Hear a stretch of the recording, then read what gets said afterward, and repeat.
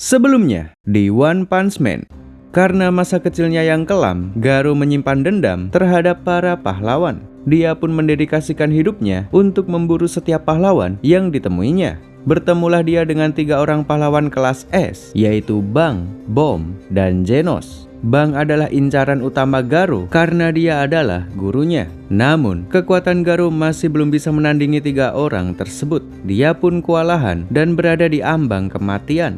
Lalu tiba-tiba saja datanglah monster burung yang menyelamatkan Garou. Ternyata, asosiasi monster menaruh simpati terhadap Garou karena mereka memiliki tujuan yang sama, yaitu membasmi para pahlawan. Selagi si burung membawa Garou pergi, dipanggillah seekor monster kelabang raksasa untuk menghadang para pahlawan. Monster ini ternyata lumayan kuat, sampai-sampai membuat 3 orang pahlawan kelas S kesulitan.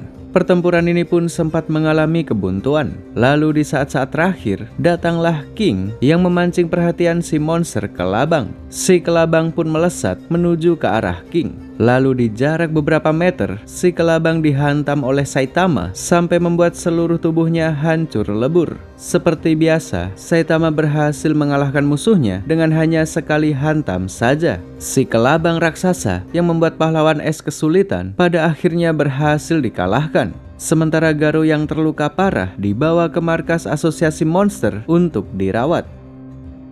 One Punch Man Season 3.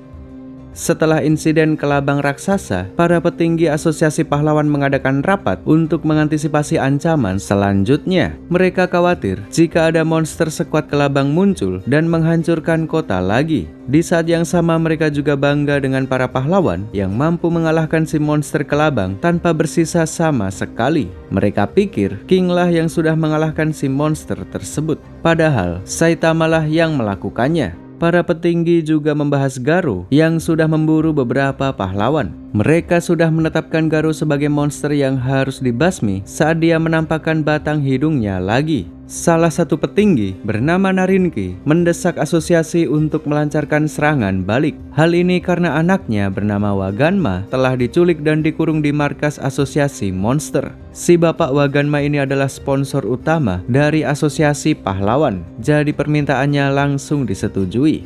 Para pahlawan memiliki waktu 3 hari untuk melakukan persiapan sekaligus mencari tahu di mana lokasi markas asosiasi monster berada. Hal ini cukup membuat Narinki kecewa. Sebagai bapak, dia ingin sesegera mungkin menyelamatkan anaknya. Dia pun memerintahkan 7 orang pengawal pribadinya untuk menyerbu para monster dan menyelamatkan anaknya.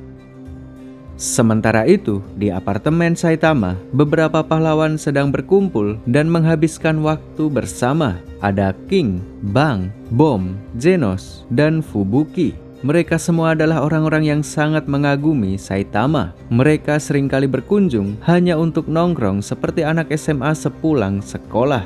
Fubuki bertingkah seperti pemimpin yang mengepalai grup ini. Dia mengajak semuanya untuk rapat membahas tentang strategi penyerbuan asosiasi monster. Namun, tidak ada yang mempedulikannya. Saitama malah pergi ke warteg untuk makan siang sekaligus berbelanja sawi. Sementara itu, di markas asosiasi monster, Garou yang terluka cukup parah dirawat sampai dia bisa bangkit kembali. Garou diterima dengan baik dan diundang ke ruang berkumpul para monster. Berjalanlah dia menuju ke tempat tersebut. Sesampainya di sana, dia melihat 7 orang utusan Narinki yang sudah babak belur dan memohon ampun kepada para monster. Kemudian Garou pun menghadap sang pemimpin monster yang memiliki nama Gyoro-Gyoro. Gyoro menerima dan menyambut Garou dengan sangat baik. Meski Garou adalah manusia, namun tindakannya sejalan dengan para monster.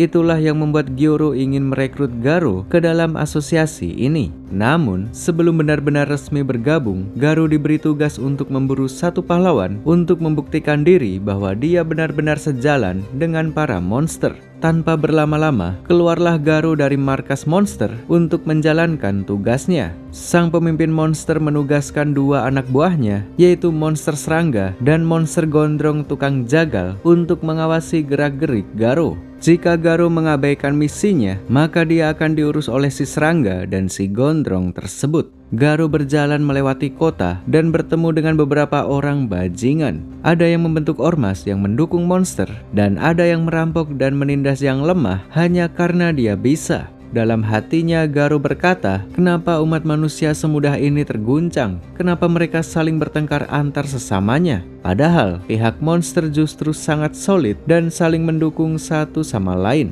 Garo tidak tahan melihat semua itu. Dia pun menghajar orang-orang brengsek yang mengacau tersebut. Setelah menghajar orang-orang brengsek itu, Garo pun merasa lapar dan mampir ke warteg terdekat. Kebetulan, warteg ini adalah warteg yang sama yang dikunjungi Saitama. Namun, mereka tidak saling bertemu. Garo pun memesan nasi padang dengan semua lauk yang tersedia. Dengan lahapnya dia menyantap makanan mantap tersebut. Lalu setelah kenyang, Garo pun kabur tanpa membayar. Pihak warteg berteriak meminta tolong untuk menangkap Garo. Mendengar hal tersebut, Saitama pun segera beranjak dari kursinya. Sementara Garo yang sudah kenyang nasi padang berjalan sambil memikirkan tugas dari sang pemimpin monster. Dia masih harus menghabisi seorang pahlawan agar diterima ke dalam asosiasi. Lalu, di tengah-tengah perjalanannya, dia melihat seorang bocah berambut mangkok yang sedang dirundung. Tanpa pikir panjang, Garo langsung menyelamatkan bocah tersebut. Si bocah itu pun berterima kasih dari lubuk hati yang paling dalam. Baginya, Garo adalah pahlawan. Ini adalah paradoks karena Garo sendiri berniat menjadi monster. Hal ini lumayan mengusik hati dan rasa kemanusiaannya. Dia menjadi ragu tentang siapa jati dirinya yang sesungguhnya. Apakah dia monster atau masih manusia? Lalu, di saat dia sedang gundah gulana, tiba-tiba Saitama datang menghampirinya. Saitama hanya memperingatkan bahwa kabur dari warteg adalah tindakan yang salah. Dia cukup mengedukasikan itu saja tanpa menangkap ataupun menghajar Garo. Namun, tindakan Saitama justru membuat Garo merasa diremehkan. Dia pun menyerang Saitama tanpa tahu seberapa besar kekuatannya. Saitama hanya mengayunkan kepalan tangannya tanpa tenaga dan itu cukup untuk membuat Garo terpental dan kehilangan kesadaran. Usai membuat Garo pingsan, Saitama pun pergi dengan wajah tololnya.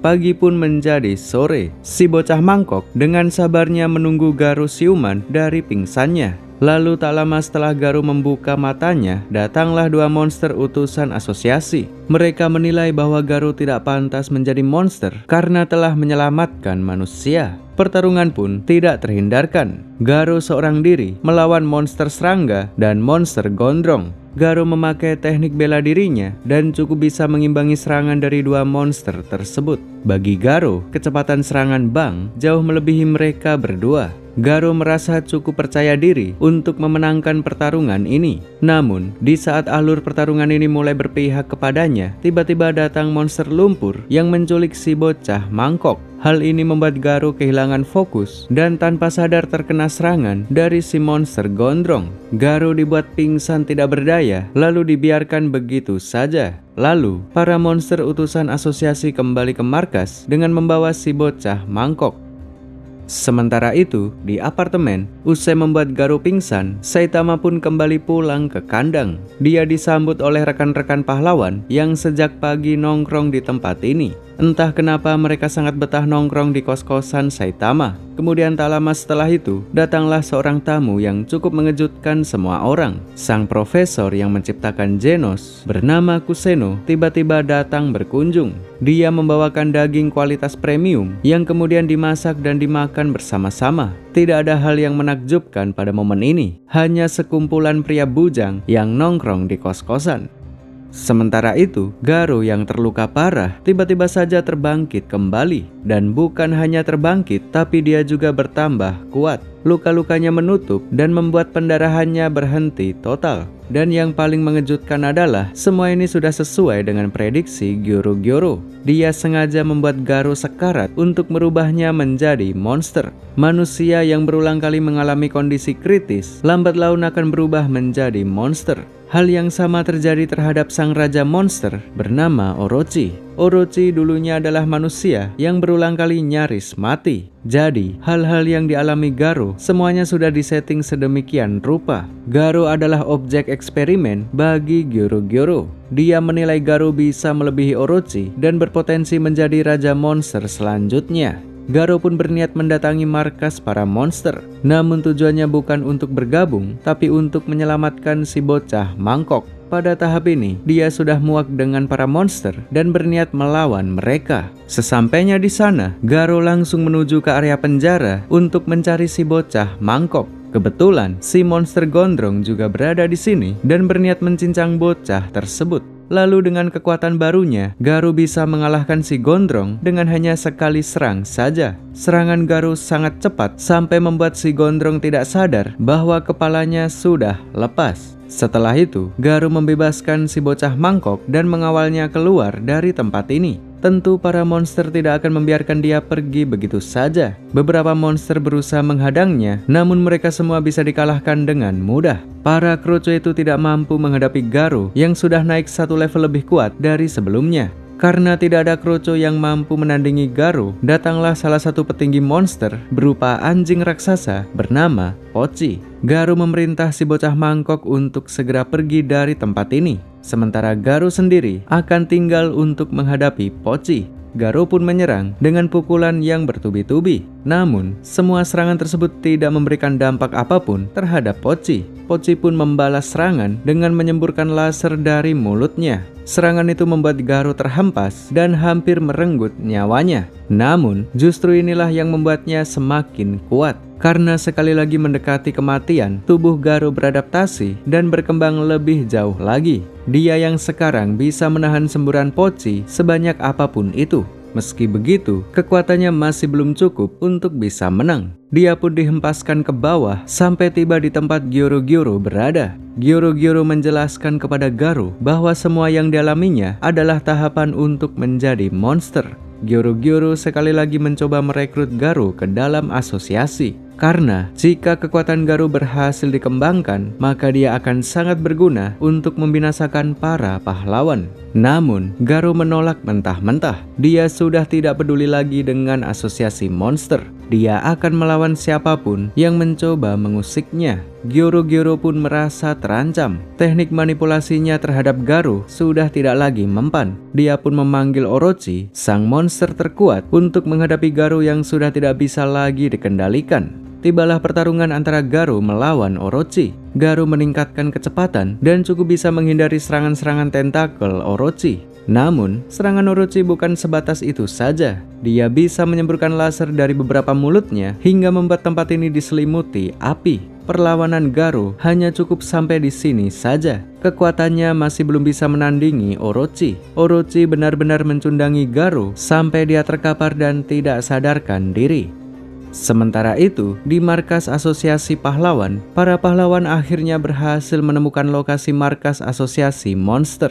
Ternyata, markas para monster berada di kota yang sama dengan apartemen Saitama. Hanya saja, apartemen Saitama berada di permukaan, sedangkan markas para monster berada di bawah tanah. Oleh sebab itulah, Saitama merasakan getaran dari pertarungan Garo. Karena penasaran dengan getaran tersebut, Saitama pun keluar dan menyelidikinya. Dia melewati gorong-gorong seperti pria solo dan masuk ke bawah tanah tanpa tahu bahwa tempat itu terhubung dengan markas para monster. Beberapa pahlawan kelas S ditugaskan untuk menyerbu markas monster. Mereka yang bertugas adalah Isamu, Tatsumaki, Flash, Zombie Man, Super Alloy Darkseid, Atomic Samurai, Dewa Babi, dan Puri-Puri Prisoner. Seorang pahlawan tampan dari kelas A bernama Topeng Manis memaksa ikut berdiskusi bersama kelas S. Dia merasa bahwa kekuatannya setara dengan kelas S meski masih berada di kelas A. Apapun yang terjadi, dia memaksa ikut menyerbu markas monster.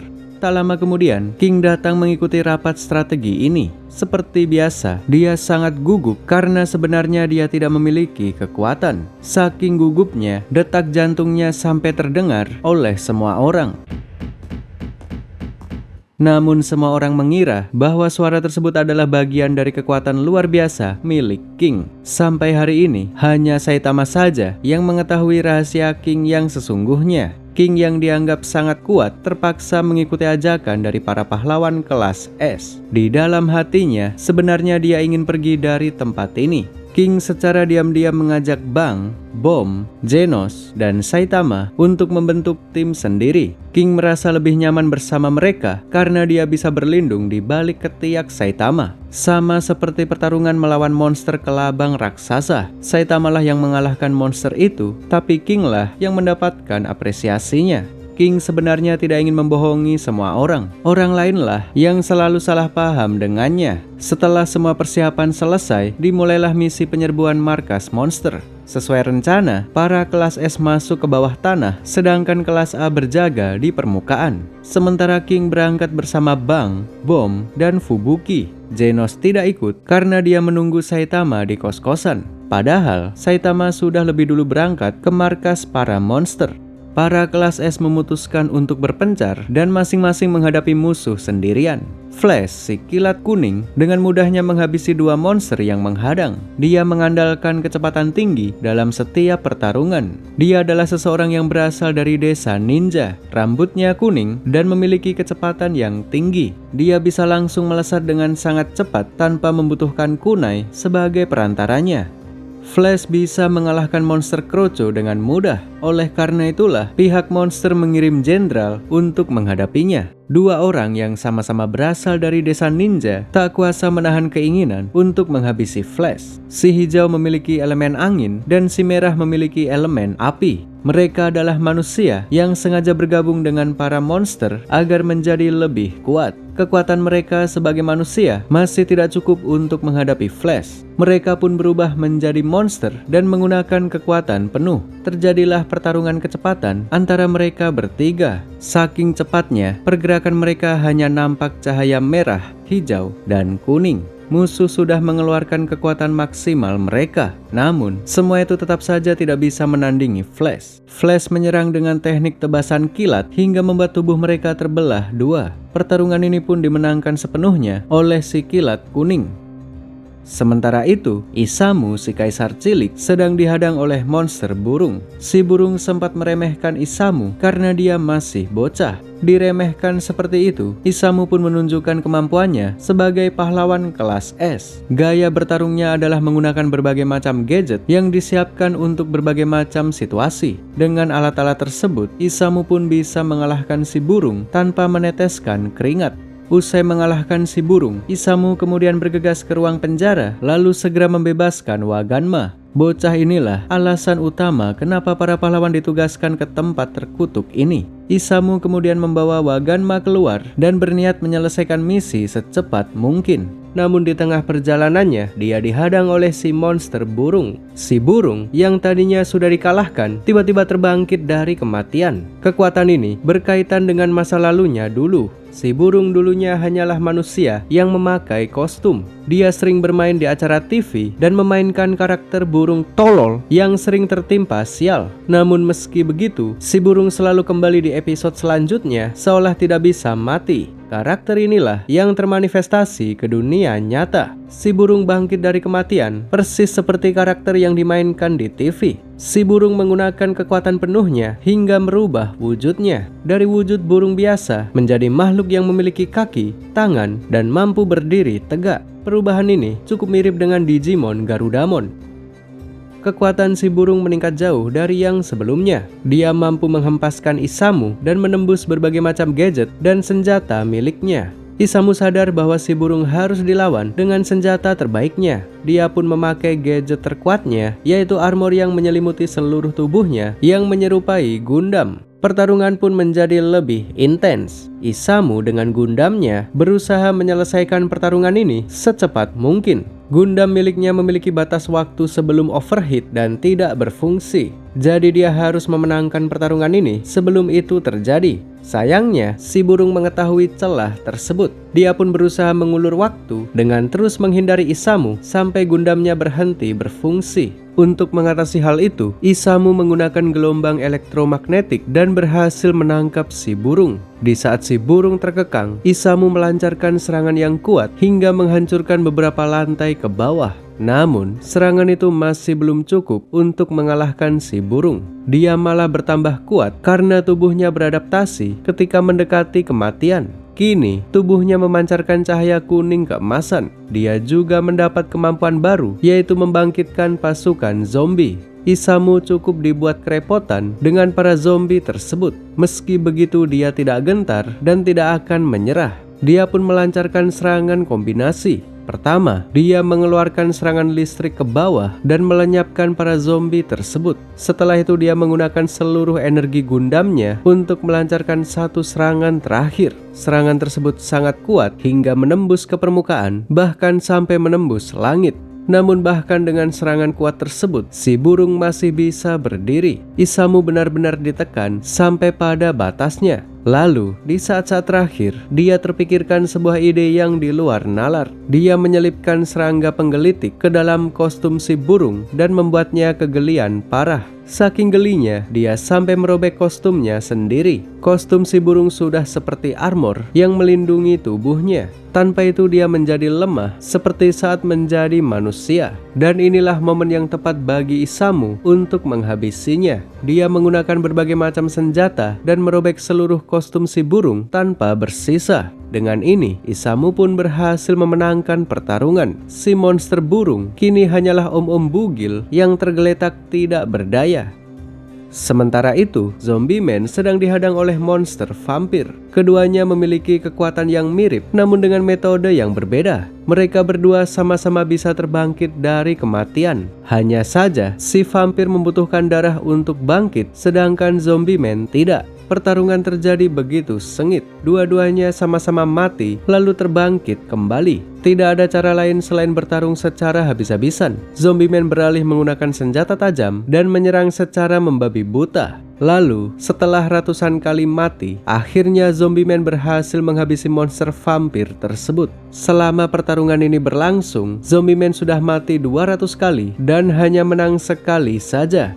Sementara itu, si pahlawan obesitas, Dewa Babi, sedang menghadapi monster biawak hitam. Gaya bertarung Dewa Babi sangatlah sederhana, yaitu membesar dan menelan semua lawan-lawannya. Apapun masuk ke mulut dan dicerna di dalam lambung terkutuknya. Sementara si pahlawan tampan, Topeng Manis, sedang menghadapi monster ciwi seksi yang bersenjatakan cambuk. Monster ini juga mengendalikan 7 orang pasukan Narinki yang dikirim ke sini sebelumnya. Disinilah momen Topeng Manis bersinar. Dengan mudahnya dia bisa mengalahkan si ciwi seksi sekaligus 7 budak cintanya. Sementara Atomic Samurai saat ini sedang menghadapi monster sperma hitam. Dia adalah makhluk misterius, aneh dengan wujud cebol dan wajah mirip Teletubbies. Atomic tanpa ragu menyerang dengan pedangnya. Namun setelah ditebas, si sperma hitam menjadi semakin banyak. Dia bisa menggandakan diri sebanyak apapun yang dia mau. Atomic terus menebas dengan teknik pedang andalannya. Namun semakin ditebas, si monster sperma justru semakin bertambah. Dalam sekejap, tempat ini dipenuhi oleh ribuan atau bahkan jutaan sperma hitam. Atomic pun merasa kewalahan menghadapinya. Dia dikeroyok oleh jutaan sperma seolah seperti sel telur. Karena tebasannya tidak mempan, Atomic pun menghancurkan atap dan membuat si sperma tertimpa reruntuhan. Sementara di tempat Zombie Man, setelah si vampir dikalahkan, tiba-tiba datang musuh yang kuat yang menyerangnya secara tiba-tiba. Dia bisa mengeluarkan dan mengendalikan laser plasma dengan sesuka hatinya. Dulu, dia hanyalah manusia gelandangan biasa. Dia kecewa terhadap manusia dan sempat terpikirkan untuk mengakhiri hidupnya. Lalu ketika dia hendak melakukannya, tiba-tiba muncul sosok misterius di hadapannya. Karena makhluk itu sangat misterius, dia pun menganggapnya sebagai Tuhan. Tuhan melarangnya untuk bunuh diri, lalu memberinya sebuah kekuatan. Kekuatan inilah yang membuatnya bertahan dan memberinya alasan untuk tetap hidup. Namun kemiskinannya tetap tidak berubah. Oleh sebab itulah dia dijuluki dengan Kaisar Gembel. Zombie Man cukup kesulitan menghadapi musuh kali ini. Tubuhnya terbakar oleh api plasma dan membuat regenerasinya melambat. Zombie Man sadar bahwa musuh kali ini jauh lebih kuat dari vampir yang sebelumnya. Dibutuhkan tekad ekstra agar bisa mengalahkan si Kaisar Gembel tersebut. Sementara itu, si pahlawan G, Puri-Puri Prisoner, dengan mudahnya mengalahkan beberapa monster yang menghadangnya. Lalu datanglah monster kucing yang tiba-tiba mencakarnya dari belakang. Serangan itu membuat si Homo terluka, namun belum cukup untuk mengalahkannya. Kemudian dengan bertelanjang dada, si Homo berniat melancarkan serangan balasan terhadap si monster kucing. Si kucing sempat merasa jijik melihat si Homo yang menggebu-gebu. Dia pun memutuskan untuk kabur dengan cara melewati celah-celah kecil yang ada di tembok. Sementara itu, King, Bang, Bom, dan Fubuki sedang menelusuri markas para monster ini. Seperti biasa, King yang tidak memiliki kekuatan berusaha menyembunyikan rasa takutnya. Sialnya lagi, tim ini mengusulkan untuk berpencar agar lebih efisien dalam melakukan penelusuran. King pun berjalan sendirian sambil menahan rasa takutnya. Jantungnya berdegup kencang dan terdengar seperti mesin yang hendak mengamuk. Monster kroco yang menghadangnya sampai meleleh karena ketakutan mendengar suara yang dikira mesin tersebut. Pertarungan terjadi di berbagai tempat. Si pahlawan hitam berotot saat ini sedang menghadapi monster serangga. Dengan mudahnya si hitam mengalahkan musuhnya dengan hanya sekali hantam saja. Sementara Saitama saat ini dihadang oleh anjing hitam raksasa. Si anjing yang sudah membuat Garo kesulitan itu dihantam oleh Saitama sampai membuat seluruh tempat ini bergemuruh. Si anjing terhempas ke arah bawah sampai menciptakan sebuah lorong baru. Si monster kucing yang kebetulan berada di dekat situ mencoba menyerang Saitama dari belakang. Dia mencakar botak Saitama namun sama sekali tidak terasa. Dia pun akhirnya melarikan diri karena takut dihantam oleh si botak bermantel. Di sisi lain, Tatsumaki, si Esper kawaii, akhirnya tiba juga di tempat Gyoro-Gyoro. Tatsumaki sangatlah kuat. Serangan Gyoro-Gyoro terasa seperti pijatan nikmat baginya. Usai puas dipijat, Tatsumaki pun melancarkan serangan balasan yang membuat tubuh Gyoro-Gyoro hancur berkeping-keping. Gyoro-Gyoro yang sedang sekarat kemudian memanggil Orochi dan memintanya menghabisi Tatsumaki. Orochi pun melesat dari arah bawah melewati lorong yang baru dibuat oleh Saitama. Dia pun melihat Saitama dan menilainya sebagai ancaman yang tidak terduga. Pasalnya, Saitama tidak ada dalam daftar yang harus diwaspadai. Akan tetapi, kekuatannya sampai membuat seluruh markas ini bergetar. Orochi pun memutuskan untuk mengabaikan panggilan Gyoro-Gyoro dan membiarkannya dalam cengkraman Tatsumaki. Insting Orochi mengatakan bahwa Saitama sangat berbahaya dan harus dihabisi sekarang juga. Orochi pun mengerahkan semua yang dia punya. Dengan percaya dirinya dia mendeklarasikan diri sebagai makhluk sempurna. Dia menyerang dengan berbagai cara seperti menyemburkan api, menyemburkan petir, serangan fisik, dan lain sebagainya. Namun, semua itu tidak ada yang mempan terhadap Saitama. Saitama pun melesat lalu menghantamnya tepat di kepala. Tubuh Orochi langsung hancur berkeping-keping begitu menerima pukulan tersebut. Sang monster terkuat itu pun tewas di tangan botak bermantel. One Punch Man Season 3 bagian 1 selesai sampai di sini. Cerita masih bersambung di bagian 2.